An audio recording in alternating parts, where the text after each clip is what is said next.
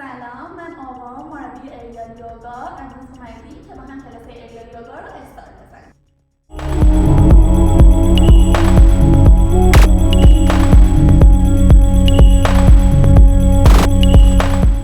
آقای کریستوفر هریسون توی نیویورک قهرمان جهان هستش و ژیمناستیک کاره. این سبک رو به اسم آنتی گراویتی کردش که همون ایریال یوگای خودمون میشه.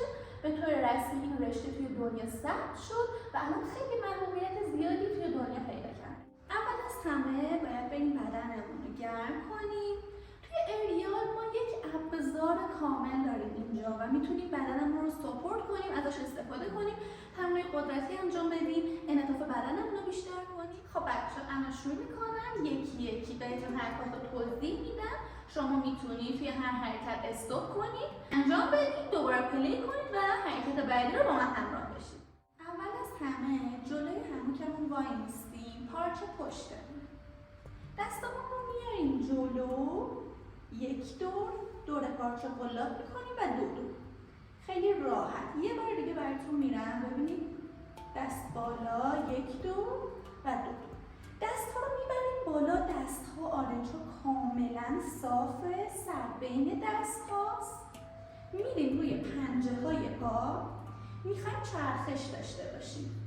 یه ذره خودمون رو به سمت جلو، وزنمون رو میدیم به سمت جلو، از راست به چپ میخوایم بچرخیم. ببینید میام به پهلو، پایین تنه رو میبرم عقب وقتی میخوام برم عقب، میام به بغل، اینجوری یک چرخش کامل رو دارم. چرخش رو ادامه میدیم، میرم روی پنجه های پا، جای پا تکون نمیخوره، جای پا ثابته، ما فقط لگن رو حرکت میدیم. مثلا دوباره دست صاف از چپ راست. خب حالا پشت هموکمون وای میستیم، دست‌ها یه دور پارچه قلاب میکنم، به این صورت میارم پایین. حالا باید پارچه رو اندازه انعطاف بدنم باز کنم. یعنی چی؟ خوب دقت کن. یعنی وقتی که من دستم رو میبرم بالا و دستم رو میخوام ببرم عقب، آرنج‌ها کاملا صافه. ببینید دستم وقتی میاد جلو، میاد بالا، کاملا صافه. اگه ما پارچه رو کمتر از انعطاف بدنمون باز کرده باشیم، ببینید من دستم رو نمیتونم ببرم عقب. وقتی میخوام ببرم عقب مجبورم دستم رو خم کنم. این کاملا اشتباه و ممکنه به بدنتون آسیب هم بزنه. دستم رو همینجوری که میبرم بالا، آرنج‌ها کاملا صاف و کشیده، پاها رو اندازه عرض شونه‌ام، نه خیلی زیاد، باز میکنم. میخوام برم توی پیچ، کامل میپیچم به سمت راست. دقت کنید پایین تنه کاملا ثابته، جای پاها کاملا ثابته، فقط از بالا تنه ما پیچ داریم.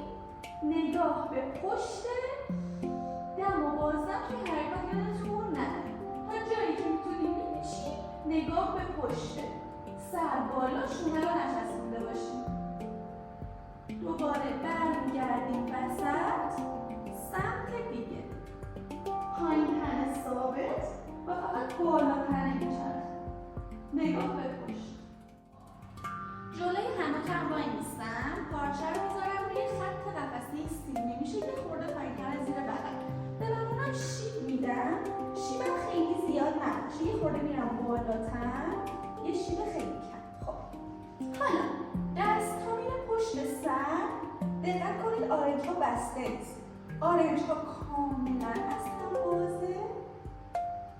پاهامو اندازه عرض شونه باز میکنم و میرم توی کشش پهلو. راست میمونم توی حرکت، شونه‌مو به گلو نمیچسبونم، سر بالاه.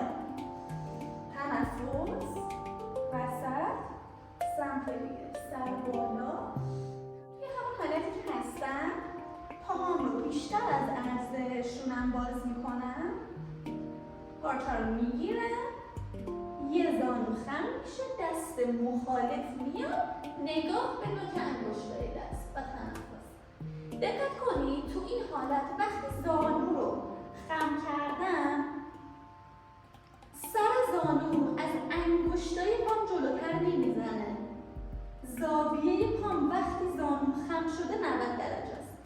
دستم صاف و کشیده و نگاهم رو به انگشت‌های دسته. تنفس یادتون نره سمت دیگه. حواستون به زاویه زانو خیلی باشه. زانو اینجوری نیامده باشه جلو. سر زانو از انگشت‌های پا جلوتر نزن. کاملا 90 درجه. خب حالا پارچه میره بالاتر از زانو. دستمون رو از بالا میگیریم، خیلی آروم با پایی که روی زمینه تعادل میگیریم. یه زانو تمایل داره بیاد داخل. ما زانو رو میکشیم سر جاش یه مقدار به سمت بیرون که لگن من بیاد سر جاش. زانوی پشتی صاف، سر میره بالا. تنفس.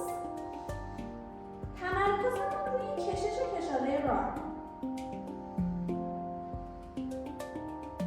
خب بعد حرکت بعدی میایم میشینیم به این صورت. مچ پاهامو کامل به هم میچسبونم. دو تا پاهامو کامل صفر به هم میچسبونم. دستام رو دو دور یا یه دور، هر جوری که راحت هست، دور پارچه قلاب میکنم و میخوام از روی ساق پا بلند شم. بیام پایین. مچ پاها باید کاملا به هم چسبیده بشه. وقتی میخوایم بریم بالا مچ پاها اصلا از هم جدا نشه.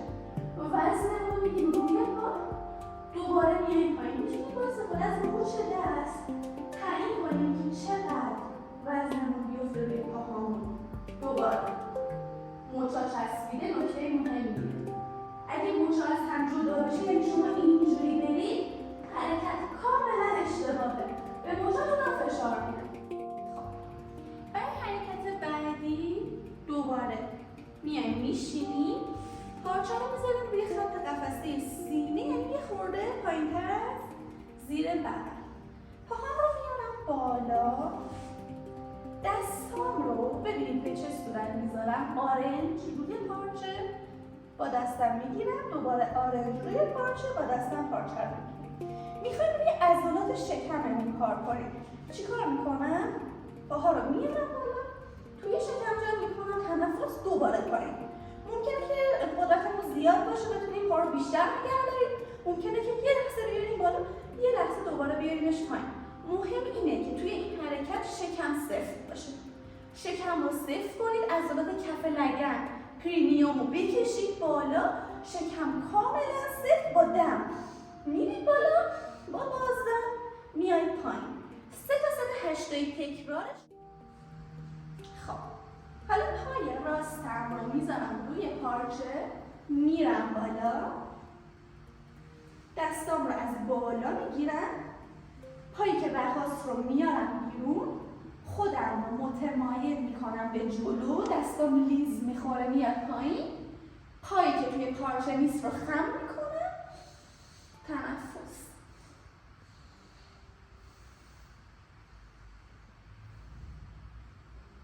برای برگشتن با قدرت مچ دست برمیگردم و از روی پارچه میام پایین.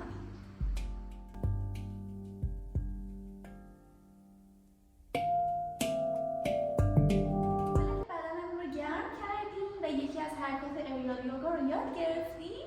وقتشه که تمرینمون رو تموم کنیم و بریم توی شاواسانا. بعضی شاید نه شاواسانا چیه؟ شاواسانا یک کلمه سانسکریته توی زبان هندی باستان قدیم که معنی لغویش به معنی جسد مرده است. یعنی یعنی ما این تمرینات رو انجام میدیم و در آخر یک ریلکسیشن داریم. یعنی در از تمام این تمرینات رو به خاطر اون ریلکسیشن انجام میدیم که بدنمون هم سرد بشه، همین که ما تأثیر اون حرکات‌هایی که روی بدنمون انجام دادیم رو ببینیم.